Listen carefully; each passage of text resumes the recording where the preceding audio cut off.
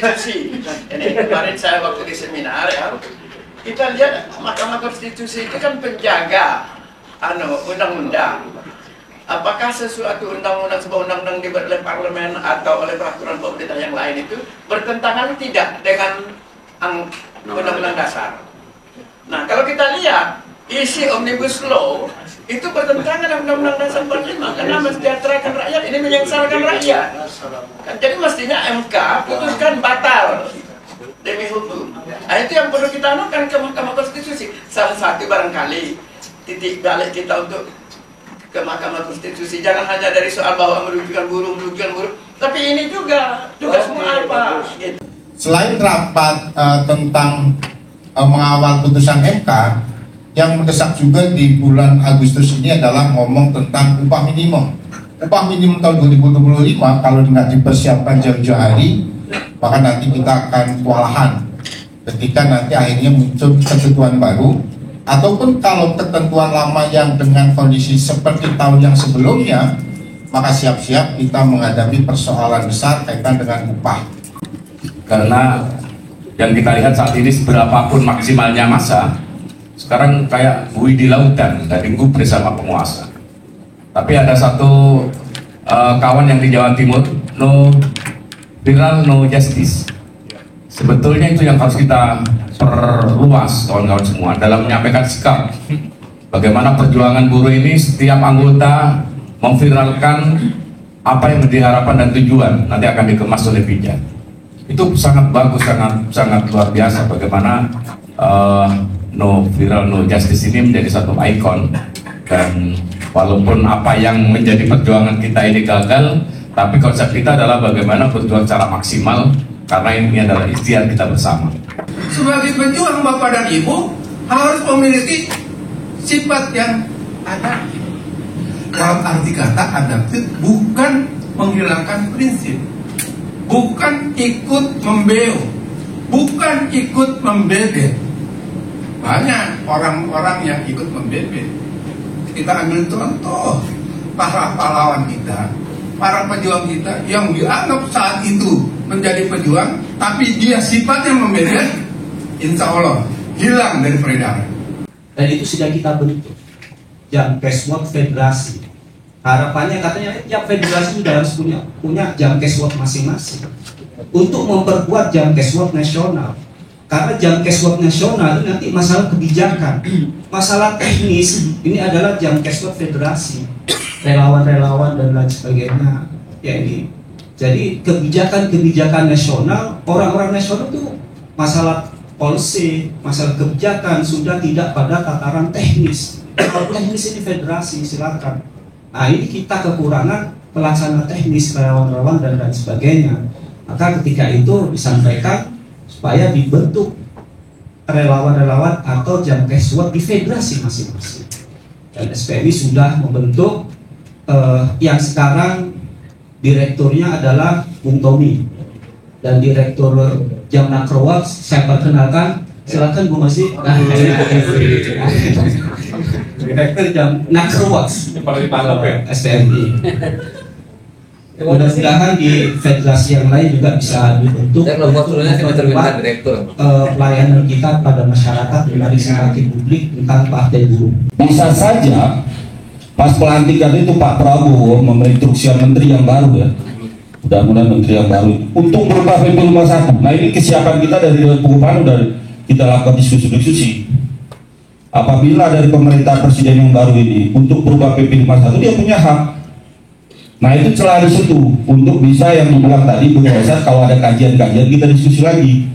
Bisa saja Pak Prabowo mengganti menteri yang baru itu secara deadline kita rapat pleno di November itu harus keluar itu yang namanya PP 51, pakai PP 51 atau nanti pakai PP yang baru. Kita kaji apa bukti Anda menolak di Dewan Pengupahan. Saya menolak, buktinya mana? Rekom suara KSPI menolak usulan upah itu nggak ada. Atau secara federasinya masing-masing nanti bikin surat bareng-bareng menolak penetapan UMK 2025 misal. Ada bukti, buruh menolak. Bukan aksi buktinya. Ada secari kertas hitam di atas bukti. Itu yang kadang kita Dari sisi formilnya suka kita lupa, ya, bukti formil itu yang perlu ke depan sama-sama kita kaji lagi, kita sama-sama katakan. Mungkin itu ada 2 hal yang perlu saya sampaikan. Terima kasih. Termasuk ketika kita melawan undang-undang Omnibus Law ini. Makanya dulu kan kenapa kita formil yang menang, karena kita bisa menekan bupati, wali kota, gubernur, ada rekomendasi, buruh menolak, dan itu didukung oleh kepala daerah. Itu yang akhirnya juga ada dukungan, ada bukti. Seluruh rakyat Indonesia menolak. Ya, ini kaitan dengan tadi masalah bagaimana pasca putusan MK. Kami punya pengalaman di Gekanas waktu pasca putusan MK mengenai legal formilnya. Kami melakukan yang namanya eksaminasi dengan mengundang pakar nanti. Kita mencoba menguji pertimbangan-pertimbangan hukum MK itu tepat atau tidak. Eksaminasi kita melakukan satu uji atau termasuk bulan tentang pertimbangan-pertimbangan hukum majelis hakim MK itu tepat atau tidak dan sebagainya. Nah, katakanlah apapun hasilnya kita bisa publikasikan bahwa apa yang jadi putusan majelis hakim itu ternyata bisa kita baca bla bla bla bla bla bla semacam itu. Dan itu karena kita punya media publikasi di KSPI, saya kira sangat efektif. Kami aja hanya yang punya media media publikasi hanya SPF, dia punya media TV dan sebagainya. Hanya dengan itu aja kita bisa publikasi semacam itu. Saya kira kalau di KSPI ada media perjuangan, ada YouTube dan sebagainya, di publikasi semacam itu saya kira cukup efektif. Termasuk juga masalah pengumuman tadi, media ini penting juga. Sebab perkara ini kalau tidak viral itu tidak mendapat tanggapan kira semacam itu. Untuk sementara itu, terima kasih. Assalamualaikum warahmatullahi wabarakatuh. Waalaikumsalam. Sebenarnya kelihatannya ada titik cerah bahwasanya kita bisa menang di dalam uji material yang akan datang gitu. Jadi kenapa nggak kita kampanyekan aja besar-besaran supaya 2 hakim yang sebenarnya tidak kita duga ternyata mereka tuh pro ke buruh dan membuat statement-statement yang secara valid sudah tertulis gitu ya. Jadi juga itu mungkin untuk mengawal supaya kedua hakim yang sebenarnya tidak kita duga ternyata mereka pernyataan itu pro kepada buruh itu tidak ingkar, mungkin seperti itu. Menjelaskan, tapi memang saya melihat memang ini adalah penentuan kita dalam keputusan ini. Jadi kita benar-benar harus maksimal sepertinya. Kita memaksimalkan orang untuk aksi, sepertinya kan seperti yang kita laksanakan beberapa kali itu kan memang belum maksimal. Jadi bagaimana kita teman-teman di pabrik-pabrik itu bisa berkontribusi. Kira-kira tadi saya dengar juga dari teman-teman no viral no justice, itu saya pikir itu akan sebaiknya kita gunakan. Misalnya kan tadi saya mendukung pendapat Mbak Evi untuk campaign sebesar-besarnya di media-media, di mana-mana 3 orang kayak di pabrik-pabrik menyatakan itu, kita videoin, kita viralkan semua. Mau sendiri ke semua buruh yang pakai baju-baju pabrik atau dari apa itu kita seperti dulu yang pernah kita laksanakan itu, mudah-mudahan ada dampaknya gitu sebelum keputusan ini. Tapi sebelum keputusan ini kita ingin semua misal anggotanya 200 minimal berapa video lah, 2-3 kita minta mereka kirim video mengenai keputusan MK itu menolak itu Omnibus Law itu menurut saya sih yang bisa kita lakukan. Jadi yang di pabrik pun bisa berkontribusi walaupun hanya bisa melalui media sosial atau lewat video-video yang kita tayangkan terus-menerus. Beliau akan lebih sensitif. Makanya kalau tadi misalnya ada aksi selama 15 hari misalnya menyambut 15 hari pertama pemerintahnya Prabowo, nggak mungkin nggak didengar Pak, minimal ditarik masuk ke dalam. Tapi secara teknis angka-angka tadi yang ditunjukkan bahwa nilai upah kita sekarang lebih rendah dari dulu. Di padat karya Pak, di sektornya mayoritas SPM, dulu ada upah itu jelas sekali posisinya. Misalnya kalau upah minimum itu ya untuk bekerja lajang sama masa kerja kurang dari 1 tahun. Artinya PR berikutnya menjawab, terus yang di atas 1 tahun komposisinya bagaimana? Sehingga salah satu upaya yang dilakukan Jawa Barat ada upah di atas 1 tahun sebenarnya kan cuma penagih yang dulu itu jalan secara gratis gitu.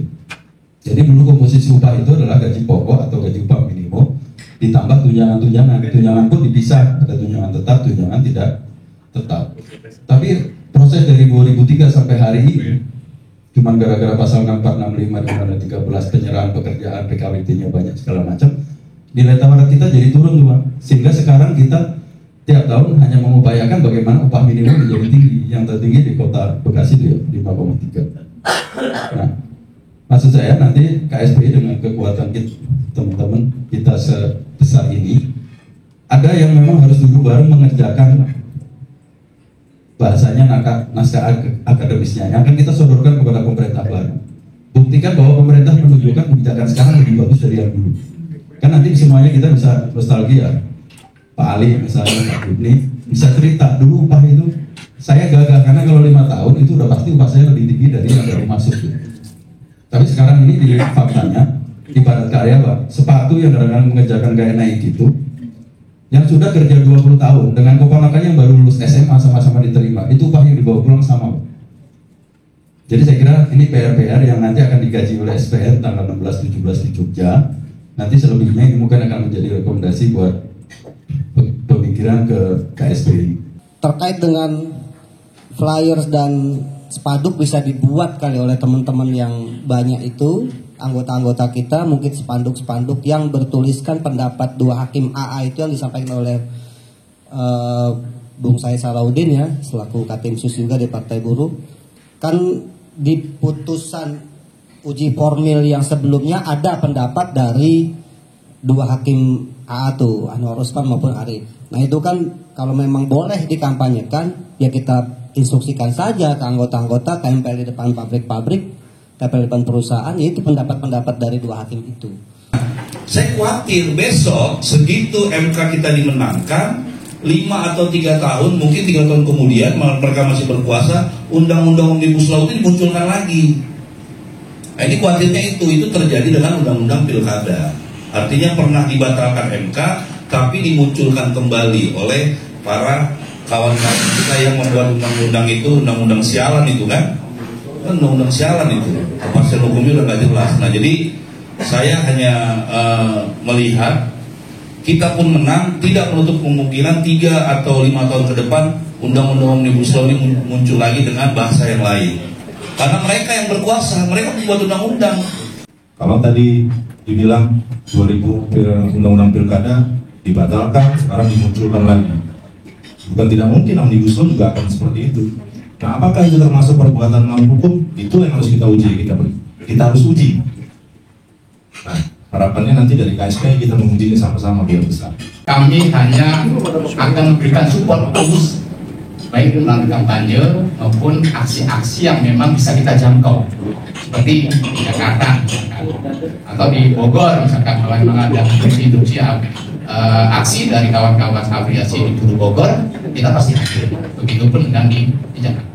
Harapan satu-satunya kita ya di putusan MK itu. Mudah-mudahan sih HP masih berdekat pada kita. Mudah-mudahan itu. Sebab kemarin yang disampaikan waktu itu kemarin waktu Latin, survei yang dilaksanakan kita tadi Bang Sekin juga mungkin ada yang terlupakan.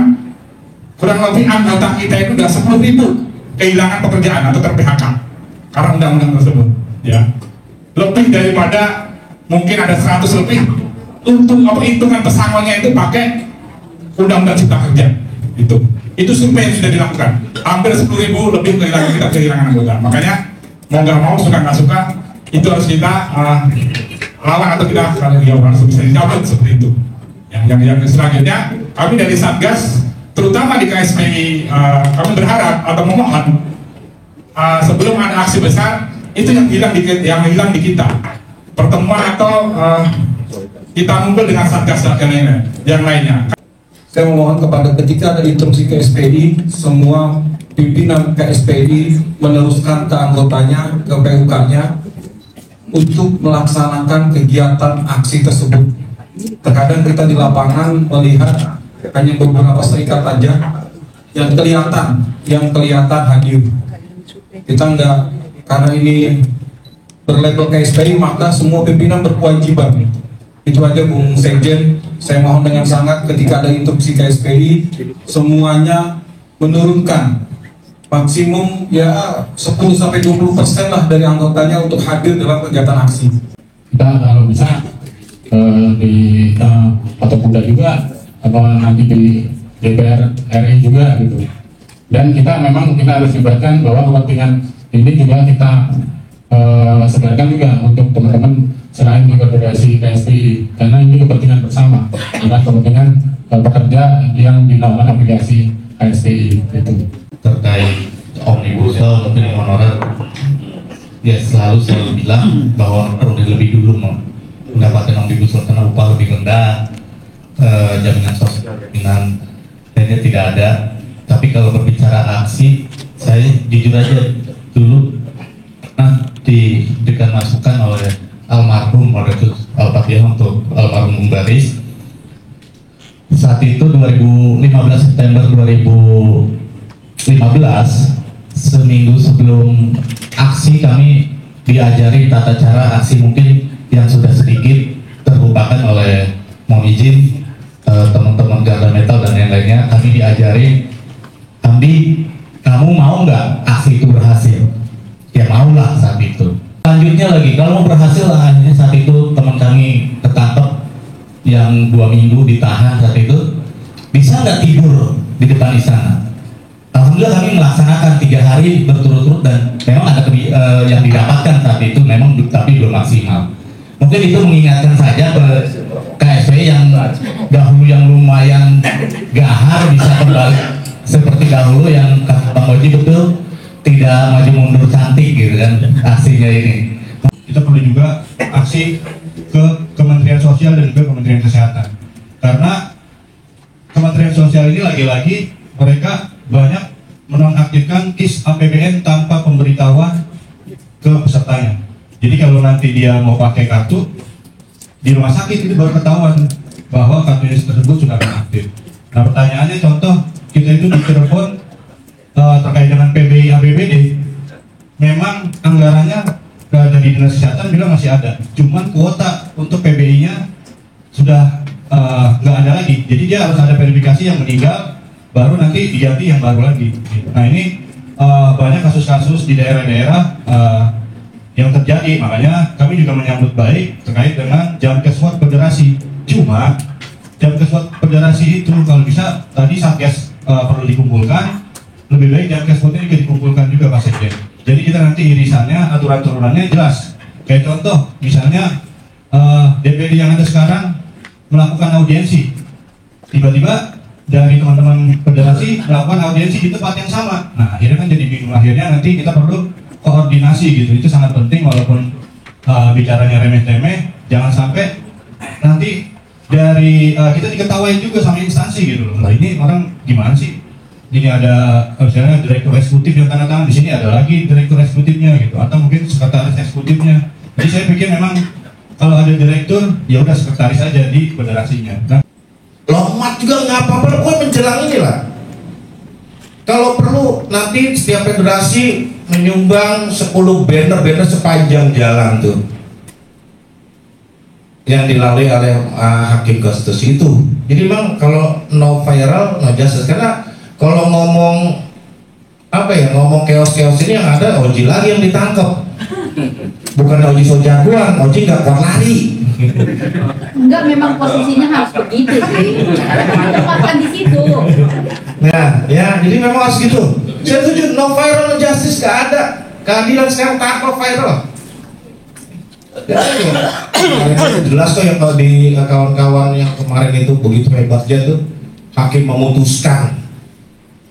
Ya, orang jelas-jelas salah tiba-tiba bebas hukuman. Itu kenyataannya hukum di Indonesia itu. Tapi ketika dihajar terus dengan media-media segala macam, akan jadi pertimbangan tuh hakim ini. Nah, kita berharap untuk itu pertama audiensi, yang kedua no viral, no justice. Lomatnya dari situ kan nggak apa-apa. Pokoknya menjelang, yang terpenting menjelang putusan. Jangan setelah putusan udah bohong-bohongan kasihan anggota itu. Ya. Cari cara lah, saya yakin tim media KSPI ini udah paham lah terkait tentang no viral, no justice itu.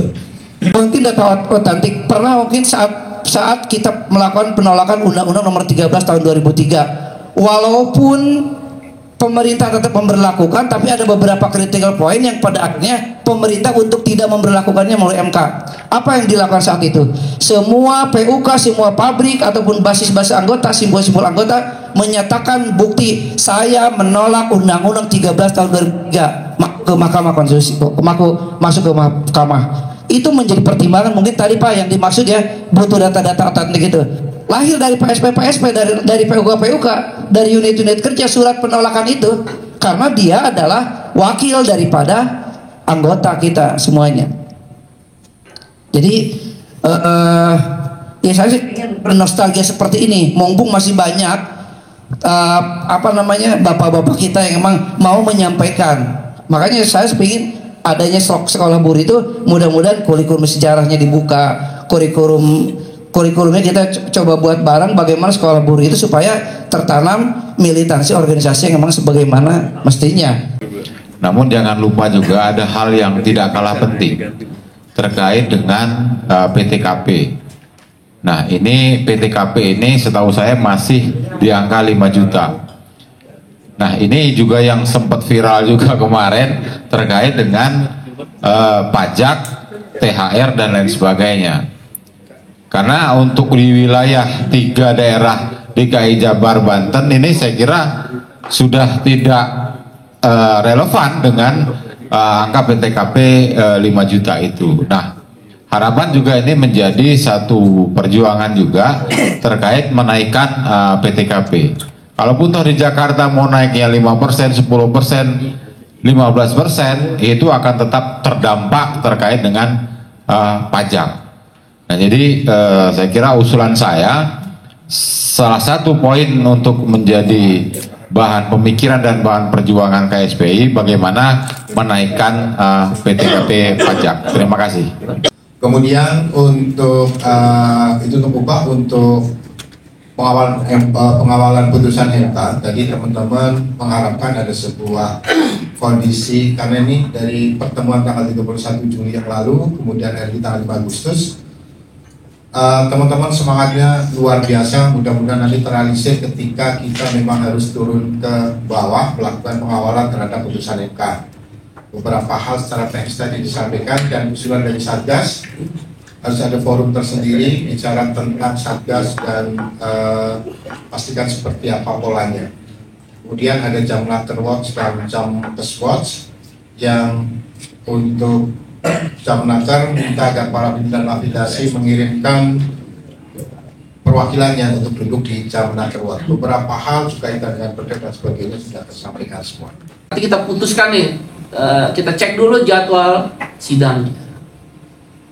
Karena ini Omnibus Law Undang-Undang Cipta Kerja udah nggak ada sidang ulang kalau tidak ada batu uji yang berbeda. Kita mengajukan 7. Upah, karyawan kontrak, outsourcing,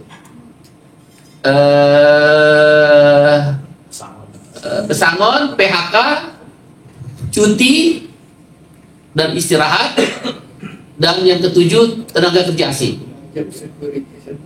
Ya, job security, income security, dan social security. Social security-nya mungkin nanti yang JKP-nya, jaminan kehilangan pekerjaan itu. 7 poin ini sebenarnya saran dari Hakim Mahkamah Konstitusi. Karena tadinya semua pasal di klaster ketenaga kerja kita ajukan, kata Hakim, nanti yang kamu penting kita lewatin, yang nggak penting kita putusin. Nah, Hakim menyarankan karena di uji materi bertahap aja. Mungkin sekarang adalah yang prinsip-prinsip prioritas. Nanti berikutnya baru mana pasal yang lain. Karena materi itu boleh 1 pasal, 2 pasal, atau seluruh pasal. Nah, dengan demikian kita ambil yang 7 poin utama dulu. Nah, kalau ini sudah diputuskan 7 ini kan yang penting-penting nih 7. Ternyata kemudian kita kalah, kalau nggak ada batu uji yang baru nggak bisa. Karena itu harus all out nih yang 7 ini. Ya syukur-syukur kalau nanti di pemerintahan baru berani mengeluarkan Perpu, ya, Presiden terpilih Bapak Prabowo Subianto bisa mengeluarkan Perpu khusus klaster tenaga kerja, itu jauh lebih mudah bagi buruh. Ya, tapi kita kan nggak tahu. Yang penting fokus di yang sekarang aja dulu. 7, ya. Yang mengajukan itu kan ada GKNAS, Pak Abdullah dan kawan-kawan, kemudian ada SBSI KLI, dan ada Partai Buruh, KSPI, dan KSPSI Agen, dan SPMI. Itu akan diputuskan bersamaan. Kapan? Kita nggak tahu.